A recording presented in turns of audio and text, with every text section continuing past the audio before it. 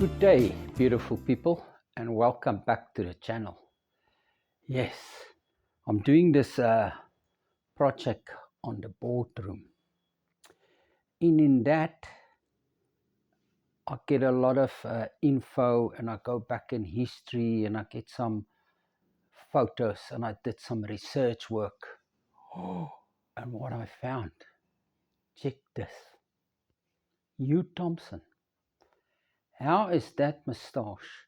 He was here in Hawaii. And you know, he was offered the job of Magnum PI. But he said he wants a surfboard on that Ferrari's roof. And I looked at it and I said, no, that surfboard is going to interfere with the lines of the Ferrari. And he said, no, the Ferrari is interfering with the lines of a surfboard. And if you believe that, you'll believe a man can be a woman.